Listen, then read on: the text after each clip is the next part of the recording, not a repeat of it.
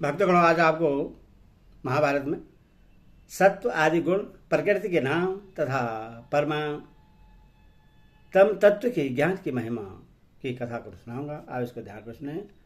भक्तगण, इस चैनल को लाइक सब्सक्राइब जरूर करें।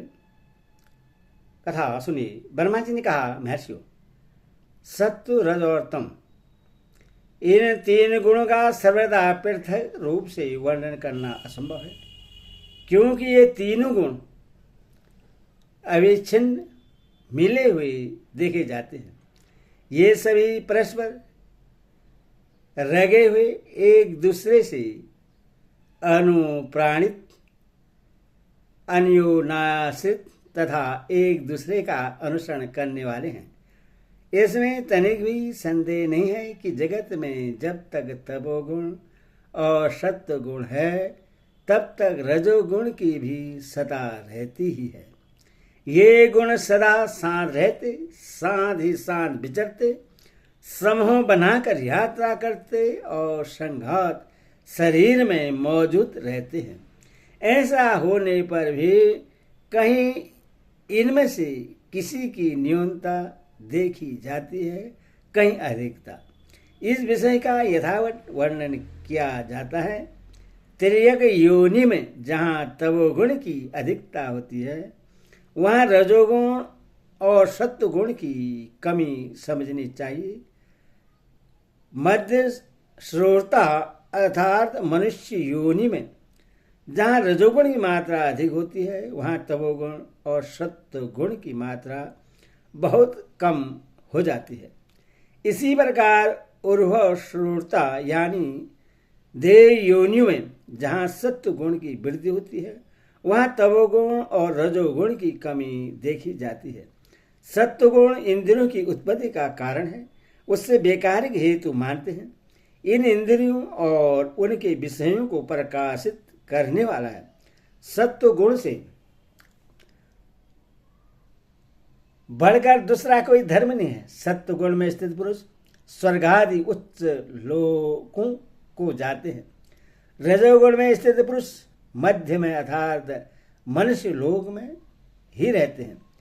और तमोगुण के कार्यों निद्रा, प्रमाद और एवं आलस्य आदि में स्थित हुए तामस मनुष्य अधोगति को प्राप्त होते हैं, नीच योनियों अथवा नरकों में पड़ते हैं। शूद्र में तमोगुण की, क्षेत्रीय में रजोगुण की और ब्राह्मण में सत्वगुण की प्रधानता होती है। इस प्रकार इन तीनों वर्णों में मुख्यतः से ये तीन गुण रहते हैं, तमोगुण, सत्वगुण और रजोगुण। ये सर्वदा पृथक पृथक हो, ऐसा कभी नहीं सुना गया। सूर्य का प्रकाश सत्वगुण है, उनका ताप रजोगुण है, और अमावस्या के दिन जो उन पर ग्रहण लगता है वह तमोगुण का कार्य है। इस प्रकार सभी ज्योतियों में तीनों गुण क्रमशः प्रकट होते और विलीन होते रहते हैं। गुणों के भेद से दिन को भी तीन प्रकार का समझना चाहिए। रात भी तीन प्रकार की होती है तथा मास, पक्ष, वर्ष, ऋतु और संध्या के भी तीन तीन भेद होते हैं।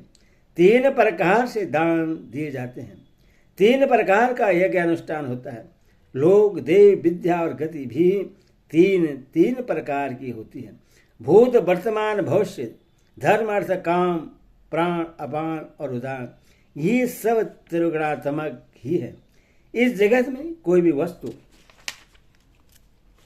विभिन्न विभिन्न स्थानों में भिन्न भिन्न प्रकार से उपलब्ध होती है, वह सब त्रिगुणमयी है।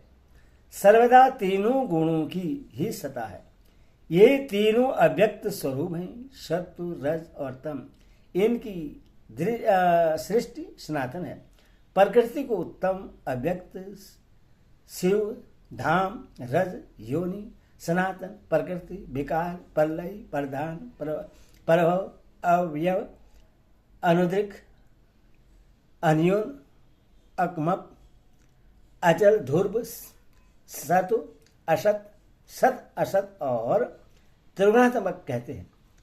अध्यात्म तत्व का चिंतन करने वाले लोगों को इन नामों का ज्ञान प्राप्त करना चाहिए। जो मनुष्य प्रकृति के इन नामों सत्वादि गुणों तथा संपूर्ण गतियों को ठीक ठीक जानते हैं।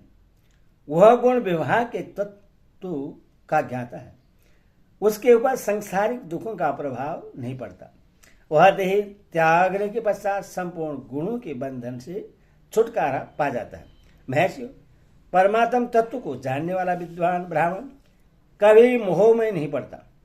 परमात्मा सब और हाथ पैर वाला, सब और नेत्र सिर और मुख वाला तथा सब और कान वाला है, क्योंकि वह संसार में सबको व्याप्त करके स्थित है। सबके हृदय में विराजमान पुरुष परमात्मा का प्रभाव बहुत बड़ा है। अणिमा, लघिमा और प्राप्ति आदि सिद्धियां उसी के स्वरूप हैं। वह सबका शासन करने वाला, ज्योतिमय और अविनाशी है। संसार में जो मनुष्य बुद्धिमान, सदापरायण, ध्यानी, योगी, सत्य प्रतिज्ञ, जितेंद्रिय, ज्ञानवान, लोभहीन, क्रोध को जीतने वाला, प्रशिक्षित, धीर तथा ममता और अहंकार से रहित है, वे सब मुक्त होकर परमात्मा को प्राप्त होते हैं। जो महान आत्मा की महिमा को जानता है, उससे पुण्यदायक उत्तम गति मिलती है। जब पंच महाभूतों के विनाश के समय प्रलय काल उपस्थित होता है, उस समय समस्त प्राणी को महान भय का सामना करना पड़ता है, किंतु आत्मज्ञानी धीर पुरुष उस समय भी मोहित नहीं होता। जो इस प्रकार बुद्धि रूपी गुहा में स्थित विश्वरूप प्राण पुरुष हिरणमय देव और ज्ञानियों की परम गति रूप परम प्रभु को जानता है, वह बुद्धिमान बुद्धि की सीमा से पार पहुंच जाता है।